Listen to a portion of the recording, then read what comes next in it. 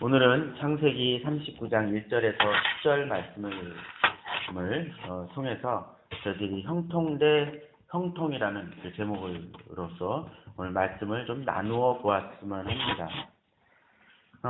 우리들이 쓰는 용어들이 다 같은 용어 같지만 똑같은 단어처럼 비춰지지만 그 느낌과 그 뜻이 다른 경우들이 종종 있습니다.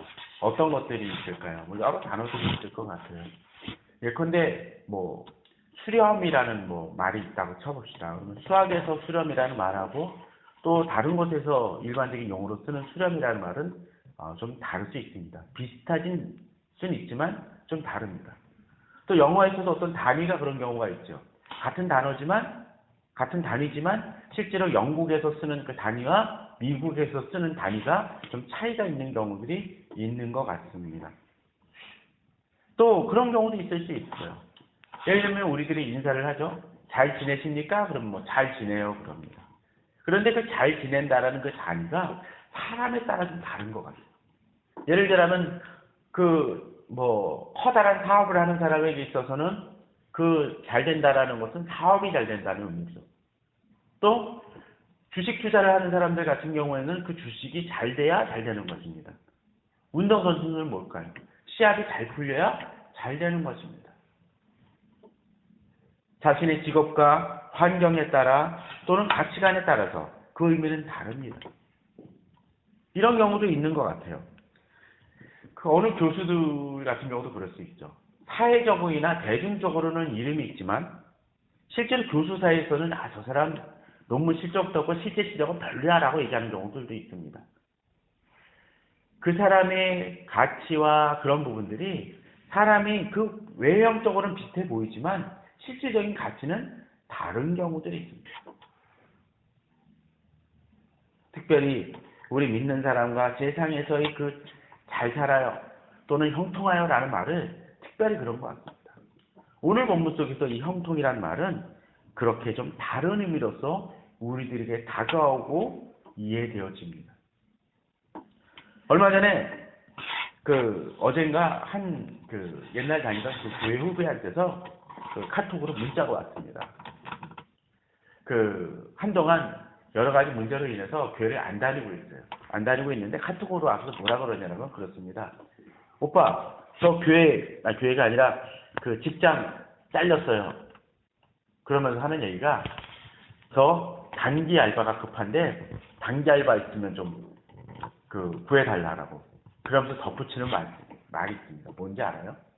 기도 말고요. 목사라는 걸 알면에도 불구하고 기도 말고 실질적인 걸 구해달라는 겁니다. 자신이 기도했더니 별로 소용없다라는 거죠. 얼마 전에는 또 다른 사람한테서 그런 걸 보았습니다.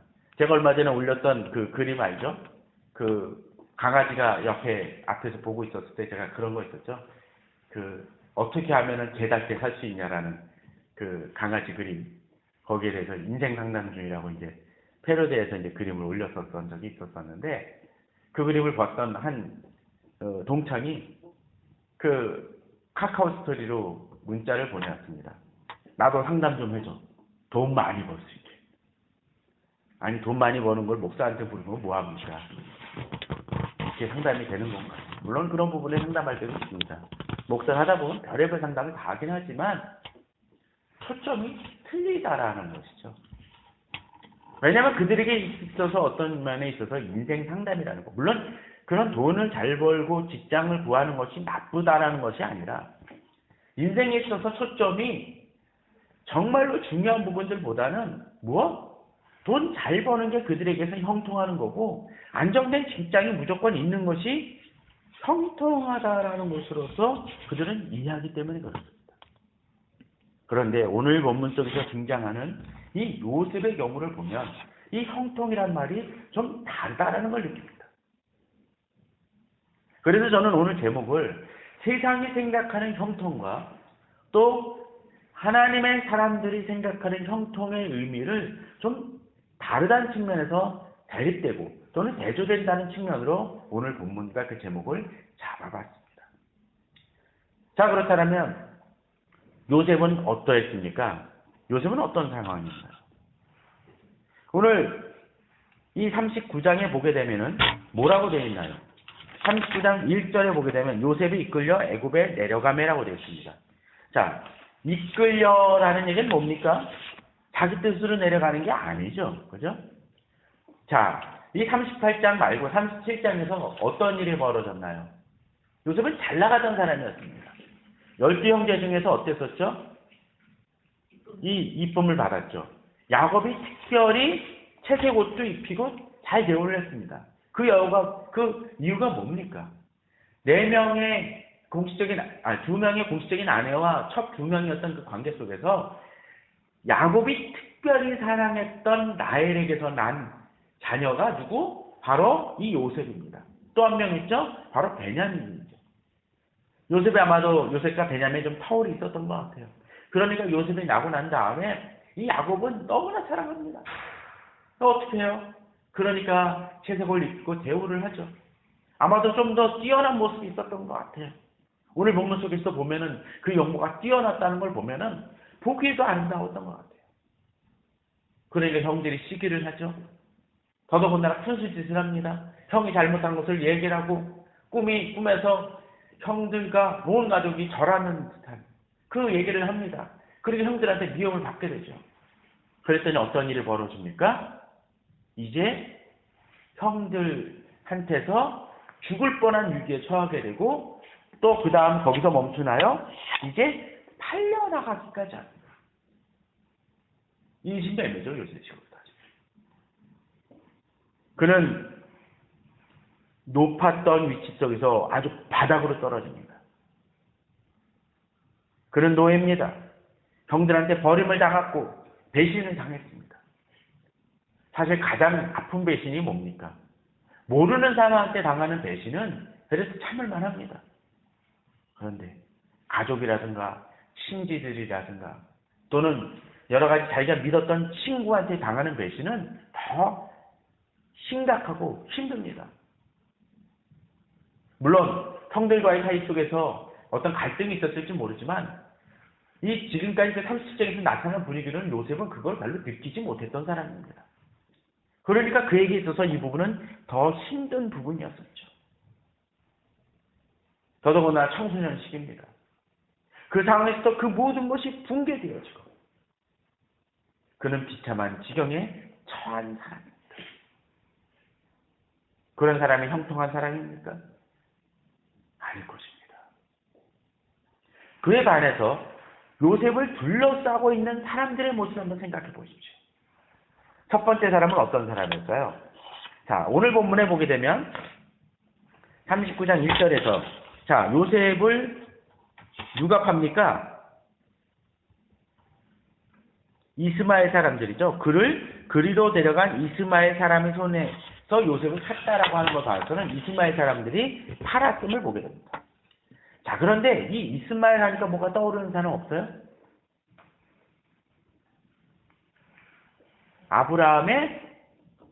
아브라함이 하갈에게서 난 그 아들이 이스마엘이죠.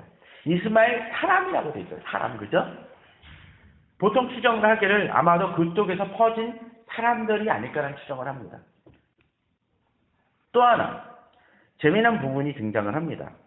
자, 창세기 38장 28절에 보면 이 사람들을 얘기를 하기를 뭐라고 얘기를 하는지 한번 볼까요? 38장 28절에 보면 그때 미디안 사람 상인들이 지나가고 있는지라 형들이 요셉을 구덩이에서 끌어올리고 은 20에 그를 이스마엘 사람들에게 팔매라고 되어 있습니다.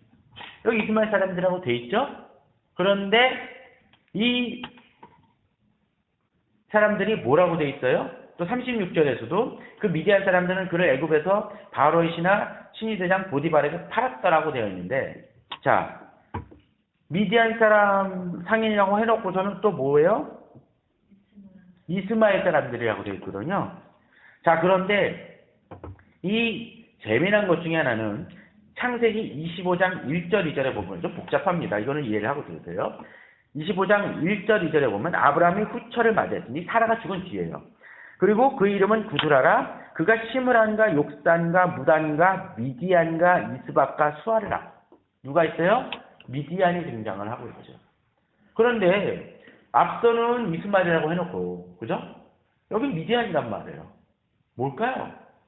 아마도 추정을 하기에 그래서 이것이 이스마엘이 아무래도 아브라함하고 관계없는 또 다른 그냥 이방 족속일 거다라는 추정을 하기도 하고, 또 이 미디안도 그렇게 생각을 합니다.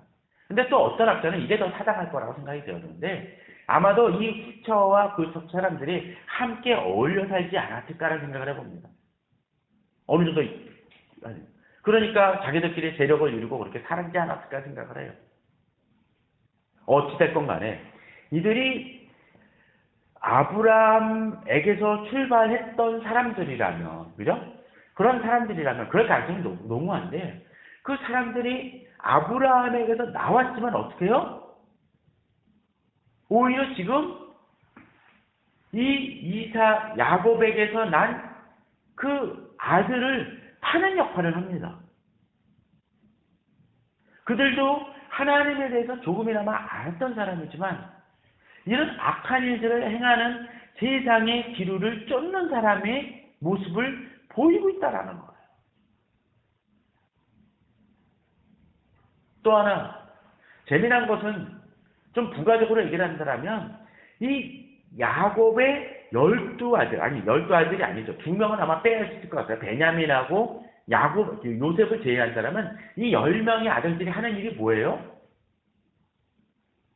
세상적인 방법을 통해서 하나님의 백성과는 배치되는 행동들을 행하고 있다는 거예요.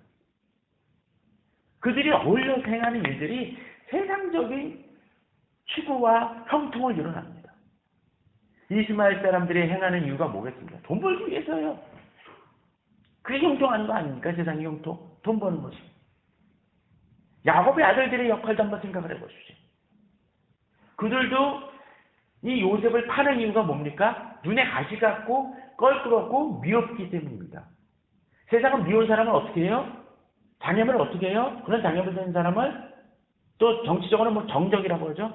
그런 사람을 제거해야 뭐요? 형통하는 거예요. 세상의 구성은 그렇습니다. 더더군다나 이 이스마엘 사람들이 누구에게 팔아요? 애굽 사람 보디발에게 판다는 거예요. 자, 지난번에도 한번 얘기를 했죠. 이스마엘은 누구에게서 났다고요? 하갈. 근데 하갈이 어떤 여인? 애굽 사람이에요. 자, 애굽 사람이라는 그것을 보게 되면 이 이스마엘 사람들이 그 장사의 기원이 되는 사람들을, 또 장사의 그 소통하고 장사와 관계를 갖는 사람들을 누구에게서? 애굽에게서 찾고 있다는 거죠. 믿음의 흔적을 가졌다라는 것이 그 사람이 믿음의 사람으로 살아간다라고 이야기할 수 없다라는 것입니다. 우리 주변에 그런 사람들 많습니다. 교회 다녔다고 하지만 오히려 세상을 쫓는 사람들이 많습니다. 예전에 교회 다녔다고 하지만 더 파렴치하게 행동하는 사람들 많습니다. 그들은 교회의 흔적은 가졌을지 모르지만, 믿음의 흔적은 가졌을지 모르지만 오히려 세상에 경도되어지는 사람들을 봅니다. 많은 크리스찬들이 그런 모습을 받고 살아가는 것 같습니다. 아닙니다. 그런 믿음의 흔적을 가졌다고 해서 또 그들이 앞서 얘기했던 것처럼 여러 가지 교회에 나와서 하나님에 대해서 이야기할지 모르지만 그 초점이 그저 세상의 형통을 구한다라는 그것은 하나님과는 배치되는 것입니다. 종종 요새 이야기하는 번영신학이라든가 기복신학이 바로 그런 모습일지 모릅니다. 두 번째 경우입니다. 어떤 사람이 있나요? 바로 보디발입니다. 자, 이 보디발 한번 봅시다. 이 사람에서 세상의 형통을 볼 수가 있습니다. 1절을 보면 요셉이 끌려 애굽에 내려가매, 자, 보디발에 대해서 뭐라고 설명하고 있나요? 바로의 신하입니다. 또 애굽에 사는 사람이죠. 그죠? 그리고 애굽 사람이에요. 그리고 바로의 신하이기도 합니다. 거기다 그 중에서도 친위 대장이에요. 그냥 대장이 아니죠. 친위 대장이란 뭡니까? 측근이라는 얘기죠. 측근. 자, 그런 당대에 동경하는 나라 애굽에 있습니다. 이스마엘 사람들이 거기 가서 장사하는 이유가 뭐예요? 거기가 잘 사는 나라이기 때문이잖아요. 또 뭐요? 그 당대의 나라의 왕 왕의 신하이기도 한 사람입니다. 그게 뭡니까? 엄청나게 높은 지위를 가졌다라는 것이죠. 또 그것뿐입니까? 신이 대장이라고 그랬어요. 또 뒤에 가서 나중에 좀 더 본문을 살펴보면 나오겠지만 그의 집안 안에, 그의 집 안에 뭐가 있냐면 왕의 시단을 가두는 감옥이 있을 정도예요. 그 얘기 뭡니까? 엄청난 권세를 누리고 있고 또 집안이 그저 작은 집안이 아니라는 것을 볼 수가 있어요. 자, 그걸 뭐라고 얘기할까요? 요새식으로 얘기하면 그는 요새로 식으로 따지면 좀 속된 표현으로 끝발라지는 사람입니다. 높은 지위도 있고 권력도 있고 힘도 있고 뭡니까? 돈도 있고 그런 사람이에요. 이 정도면 형통한 사람 아닙니까? 세상의 형통은 바로 이런 것입니다. 그리고 사람들이 이런 추구를 해요. 그런데 그런 형통하는 사람이라고 해서 꼭 행복하게 살아갑니까? 아니에요. 주변을 보게 되면 그런 사람들이 오히려 삐그덕거리고 고통받는 사람들을 보게 됩니다. 오히려 높은 지위에 있지만 갈등하고 경험합니다. 오히려 위에서 뭐라고 한마디만 발발발 떠는 사람들 봅니다. 직장 속에서 그런 모습이 있지 않습니까? 권력가들은 안 그렇습니까? 대통령이 말 한마디 하는 거에 따라 눈치 봅니다. 자기가 당당하게 발언도 못합니다. 국회의원들도 줄서기하고 있죠. 학교는 안 그렇습니까? 교수들도 그런 모습이 있습니다. 심지어는 교회 속에서도 그런 모습들이 있습니다.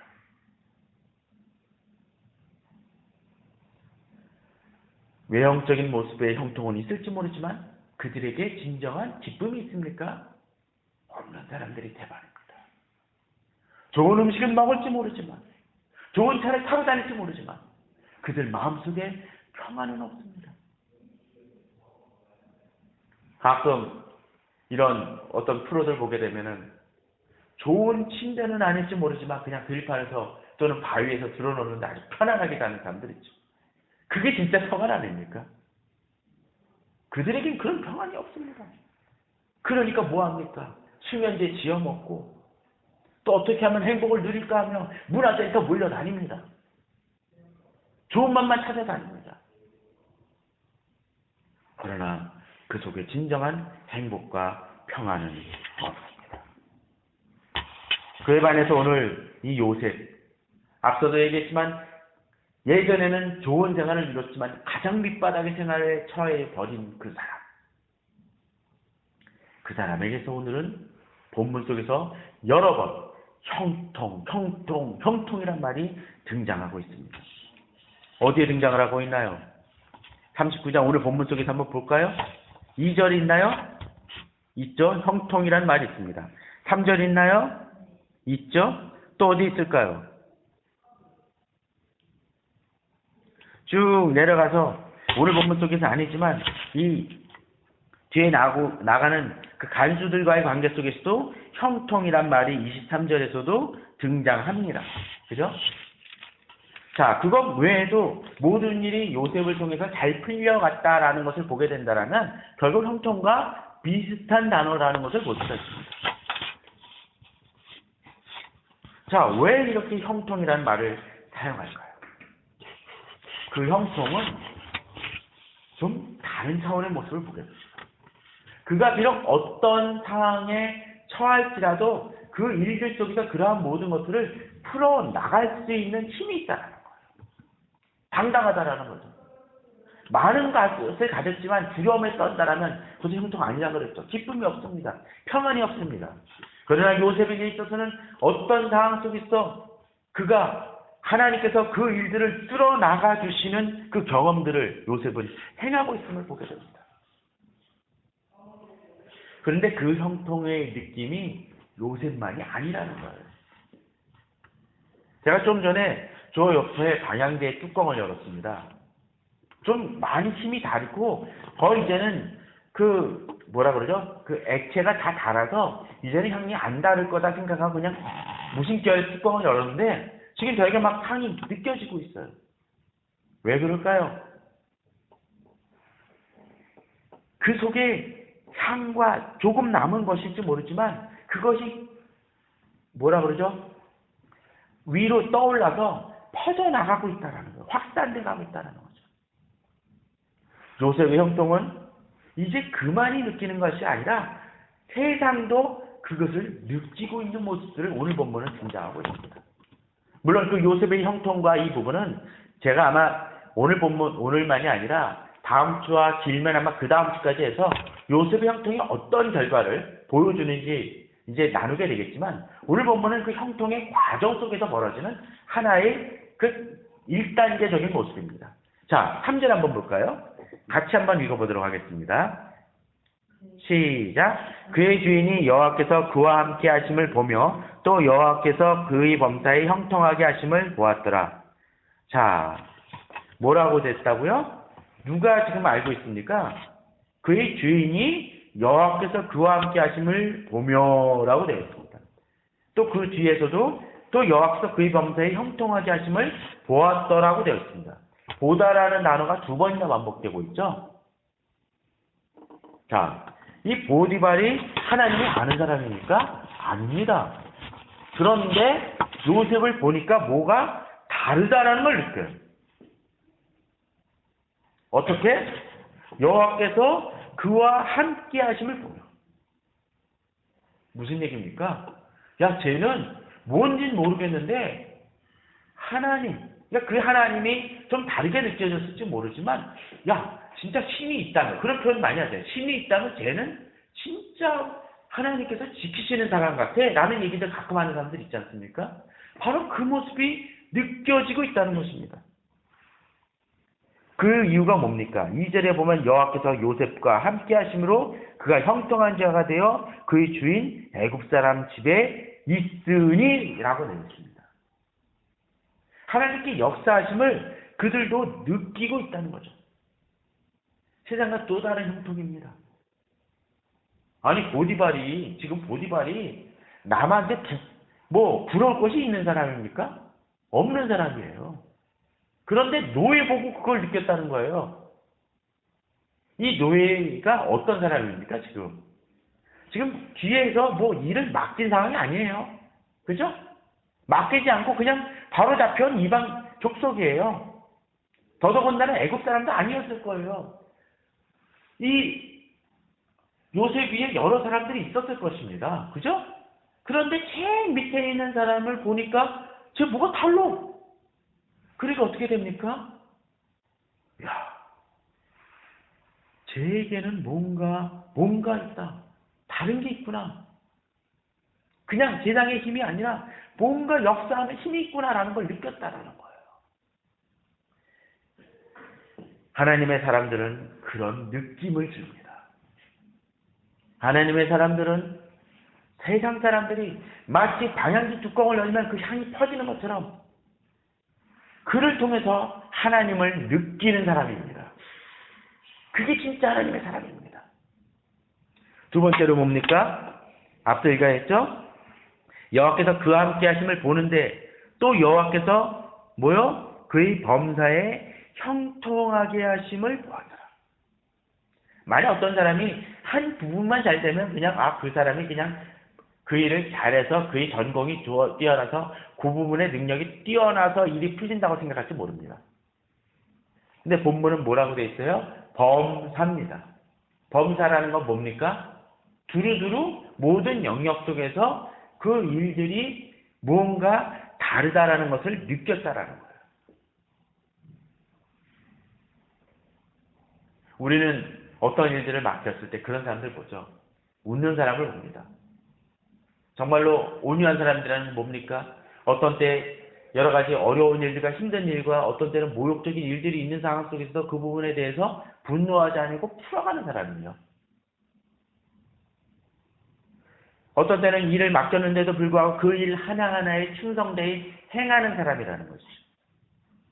요셉의 범사에 그냥 열심히 노력하는 것만이 아니라 그 범사에 노력하는 그 요셉을 통해서 그 일들이 풀려나가는 모습들을 이 보디발조차도 알았다는 거예요. 그런데 아마 이 보디발만 사실 느꼈을까요? 아마도 주변 사람들도 이 요셉하고 관할하는 그런 주변 사람들도 요셉을 인정했으니까 그 보고가 들어갔고 또 보디발도 주목했을 거 아닙니까? 바로 그러했다는 거예요.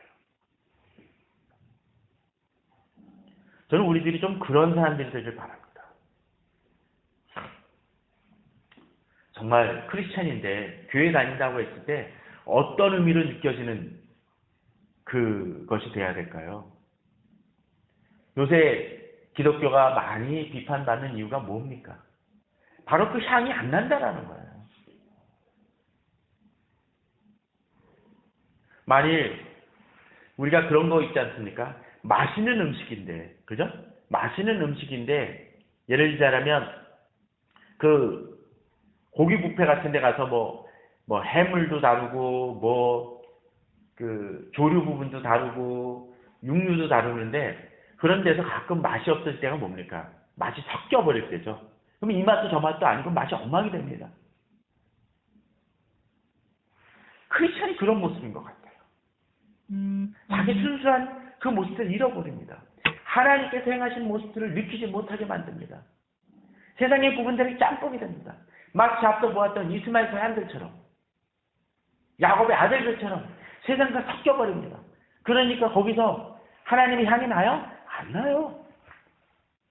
하나님이 형통케 하시는 모습들을 그들은 느끼지 못합니다. 그들 중에서 느끼지 못합니다. 하나님 함께 하심을 보지 못합니다. 그러니까 욕을 먹고 있는 거예요.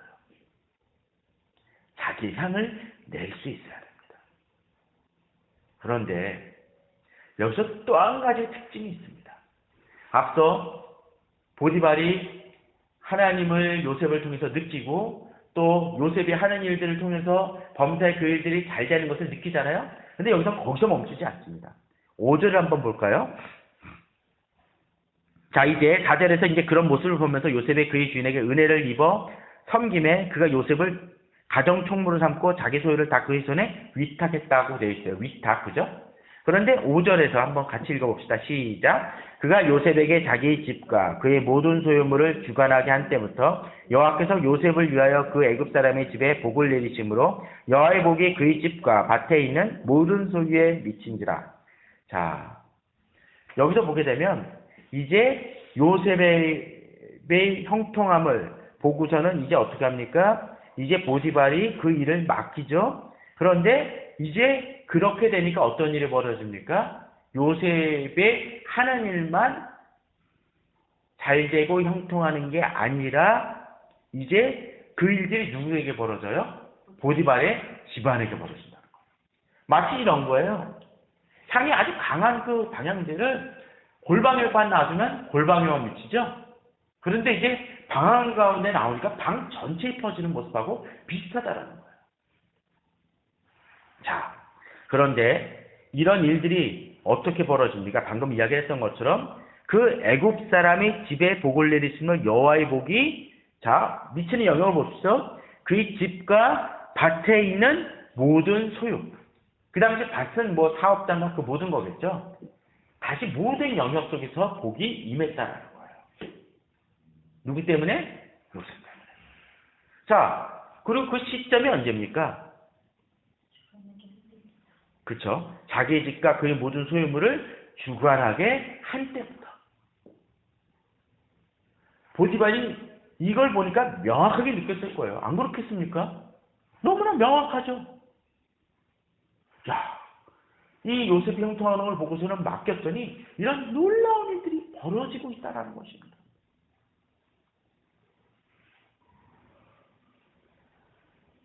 또한 어떻습니까? 본문을 보게 되면 이제 하나님께서 이 일들을 행하시는 이유가 등장을 합니다. 자, 주관하게 한 때부터는 시점인데 그 다음 이유가 있죠. 왜입니까? 여호와께서 누구를 위하여? 요셉을 위하여. 보디발을 위하여? 아닙니다. 요셉을 위하여라는 것입니다. 그렇습니다. 하나님의 사람이 하나님 앞에 올곧게 설 때 바로 이런 놀라운 역사가 일어납니다. 물론 요셉의 삶이 변했습니까? 노예의 삶이 변했습니까? 그저 노예에서 가정 총무로 올라섰을 뿐이에요. 그러나 그럼에도 불구하고 우리는 이제 이것이 앞서도 이야기 들었지만 하나의 과정 속에서 일어나는 일들이라는 그것을 생각한다라는. 비록 하나님의 사람이 어렵고 힘든 지경에 있다 할지라도 하나님께서 그 과정 속에서 채워주시는 놀라운 경험들을 우리들은 행하시는 것을 하나님의 사람들은 느끼게 될 것이라는 것입니다. 우리가 잘 아는 구절 빌립보서 4장을 한번 제가 보도록 해보겠습니다. 빌립보서 4장 10절입니다. 제가 읽도록 하겠습니다. 내가 주 안에서 크게 기뻐함은 너희가 나를 생각하던 것이 이제 다시 남이니 너희가 또한 이를 위하여 생각은 하였으나 기회가 없었느니라. 내가 궁핍함으로 말하는 것이 아니라 어떠한 형편인지 나는 자족하기를 배웠노니 나는 비천에 처할 줄도 알고 풍부에 처할 줄도 알아. 모든 일 곧 배부름과 배고픔과 풍부와 궁핍에도 처할 줄을 아는 일체의 비결을 주었느라. 내게 능력 주시는 자 안에서 내가 모든 것을 할 수 있느니라 라고 되어 있습니다. 그렇습니다. 하나님의 사람들이 바로 그렇습니다. 어떠한 상황 속에서도 그 속에서의 평안을 잃지 않는다라는 것이죠. 왜? 이것이 끝이 아님을 알기 때문에 그렇습니다. 우리에게 그런 믿음이 필요합니다. 앞서서 이야기 드렸던 것처럼 부자가 침대에서 자서 불면증에 시달리는 것은 가시방석입니다. 그러나 비록 내게 가진 것이 없다 할지라도 그 속에서 뭐요? 평안과 숙면을 취하는 사람은 뭐요? 오히려 그런 침대에서 자는 것보다도 훨씬 더 행복을 누리는 거예요. 음식도 마찬가지 아닙니까? 어떤 사람은 고급 호텔에서 먹음에도 불구하고 맨날 소화불량에 시달리는 사람이 있습니다. 여러 가지 맛집을 찾지만 만족을 느끼지 못하고 삽니다. 그러나 라면 하나를 끓여 먹더라도 그 속에서 기쁨과 풍족함과 그 맛을 즐기는 사람이 있습니다. 강력호 같은 요리사가 그걸 만들어줘서? 아닙니다. 그 속에서의 기쁨과 자족을 느낄 줄 알기 때문에 그렇습니다. 저는 감히 얘기합니다. 요셉이 이때 가정 총무 때의 그 일하고 또 나중에 총리가 됐을 때하고 그가 느꼈던 평안이 달랐을까요? 아닙니다. 같았을 거라는 거죠. 나중에 가서 그가 누렸던 기쁨도 제가 다루게 되지만 그건 결코 다르지 않습니다. 우리가 그 부분을 누릴 줄 알아야 됩니다. 어떤 환경이든 그 속에서의 형통하다라는 그 단어는 그저 물질적인 충복과 충만과 행복만을 의미하지 않습니다. 우리는 진정한 기쁨을 누릴 줄 알아야 됩니다. 진정한 형통의 의미를 생각할 줄 알아야 됩니다. 세상이 주는 형통만을 바랄 때 우리는 무너집니다. 시간이 좀 많이 갔긴 했지만 한 부분을 좀 더 보도록 해보겠습니다. 그 후반에 대한 이야기입니다. 자, 이제 그러한 축복이 임하지만 그리고 또 6절에선 주인이 그의 소유를 다 요셉의 손에 위탁하고 자기가 먹는 음식에는 간섭하지 아니하였더라고 되어 있죠. 그죠? 그런데 이러한 어쩌면 요셉이 생각하기에는 지금 상황에서 최고로 올라갈 때까지 올라간 거 아닙니까? 그죠? 더 이상 올라갈 데가 없어요. 노예니까. 그런데 이때 유혹이 다가오고 위기가 보이는 모습이 보여집니다. 어떤 일이 보여지죠? 보디발의 아내가 유혹하는 장면입니다. 자, 이런 상황 속에서 요셉이 그냥 거절하는 것은 그렇게 단순한 문제가 아닙니다. 거절하면 어떤 일이 벌어질까요? 뒤에서 벌어졌던 것처럼 위기가 닥칠 수 있었습니다. 그렇다고 이것을 받아들일 수도 없는 상황이었습니다. 그렇게 요청을 하니까 어떤 일이 벌어집니까? 요셉이 거절하죠. 자, 그런데 이 거절함 속에서 요셉의 분명한 원칙이라는 게 하나 등장을 합니다. 자, 9절입니다. 자, 8절부터 한번 보죠. 시작. 요셉이 거절하며 자기 주인의 아내에게 이르되 내 주인이 집안의 모든 소유를 간섭하지 아니하고 다 손에 위탁하였으니. 자, 먼저 이 부분 한번 보도록 해보죠. 하나님의 사람들만이 아니라 세상 사람들도 이 원칙을 좀 지킬 줄 알아야 됩니다. 앞서서 6절에서 주인이 그의 모든 소유를 다 요셉에 위탁하고 자기가 먹는 음식에 간섭하지 아니하였다라고 되어 있는데 여기 8절에서는 요셉도 자기가 맡은 권한과 제한성을 알고 있는 사람이라는 거예요. 사람이 넘어지고 실패하고 잘못 행하는 이유가 대부분이 뭡니까? 자기가 가진 권한을 넘치게 생각하거나 모자라게 생각하는 사람입니다. 모자라게 행하는 사람은 뭡니까? 무능한 거예요. 게으른 거죠. 그걸 넘치는 사람은 뭐예요? 권력 남용입니다. 이 시대의 문제는 바로 그것이죠. 자기 권한과 한계를 제대로 알지 못하기 때문에 벌어지는 일들입니다. 하나님의 사람들은, 또 올바른 사람들은 바로 이 권한과 위치를 알아야 됩니다. 그런데 이제 9절에서 보다 얘기합니다. 이 집에는 나보다 큰 이가 없으며 주인이 아무것도 내게 금하지 아니하였어도 그는 자기가 누려야 될 파워와 그것을 분명히 알고 그것을 행하는 사람입니다. 자기보다 높은 사람이 없다라는 것은 뭡니까? 자기가 교만은 아닙니다. 행할 것을 아는 사람이죠. 그런데 여기서 분명한 게 있죠. 당신은 금한 것은 당신뿐이니 당신은 그 아내입니다. 자기가 건들지 말아야 될 영역이라는 것을 분명히 깨닫는 사람이다. 가끔씩 권력 비리가 벌어지는 이유가 뭡니까? 행하지 말 걸 행하는 것이죠. 목사들이 사고 치는 게 뭡니까? 자기가 해야 될 하나님의 일이 아닌 다른 것에 신경 쓰니까 문제가 되는 거예요. 우리는 이것을 좀 깨달아야 됩니다. 그런데 여기서 이제 이러한 고민하면서 갈등을 벌어지는 속에서 이제 요셉이 그저 행하는 이 보디발의 아내가 유혹하는 그 부분을 거절할 때 분명한 원칙이 하나 등장을 합니다. 뭐라 그러나요? 그 뒷부분에 있어. 그런즉 내가 어찌 이 큰 악을 행하여 보디발에게 죄를 범하리까? 죄를 지으리까라고 되어 있나요? 하나님께입니다. 자, 이 권세와 이 권한과 자기를 위치에 높인 사람이 누굽니까? 실질적으로 보디발입니다. 그죠? 보디발이 자기 권한을 줬고 보디발이 책임을 줬습니다. 그럼에도 불구하고 이 요셉은 그 이상을 바랍니다. 누구요? 하나님이 형통케 하시고 하나님이 이끄셨다는 겁니다. 사실 하나님한테 원망할 수도 있어요. 하나님, 제가 하나님도 그렇게 꿈도 주시고 그러셨는데 왜 노예로 팔리게 합니까? 라고 원망할 수도 있어요. 그러나 그는 그렇지 않습니다. 물론 마음에 답답함과 아픔은 있겠죠. 낙심함도 있습니다. 하나님은 왜 이 지경까지 몰아넣으셨는지 그 이유를 알지 못하지만 그럼에도 불구하고 하나님의 이끄심을 믿기에 이야기합니다. 이 상황 속에서 그는 보디발보다도 하나님 앞에서 이 하나님께 죄를, 바로 이 일이 하나님께 죄를 짓는 일이라는 것을 분명히 깨닫는 사람이라는 것입니다. 잘 나갈 때 유혹이 있을 수 있습니다. 그때 사람은 착각합니다.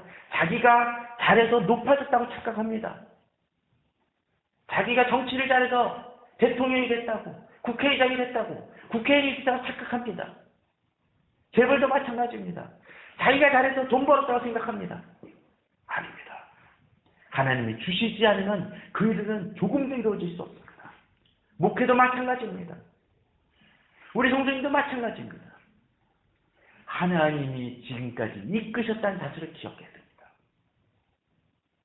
그런데 종종 하나님이 이끄신만 기억하고 자기 직장 속에서 하나님이 이끄셨으니까 나는 회사에서 하나님만 위하며 한다라고 하면서 직장 상사 말 안 듣는 사람들이 있죠. 그건 옳은 거 아닙니다.